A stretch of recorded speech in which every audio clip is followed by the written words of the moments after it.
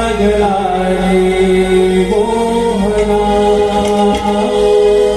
लोकापासून एकत्र आपण संगत खेळत आलो रे भीतीचे तोरण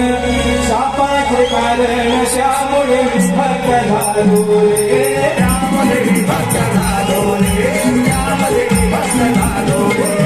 लोकापासून एकत्र आपण संगत खेळत आलो रे भीतीचे तोरण शापाचे कारण श्यामुळे भक्त झालो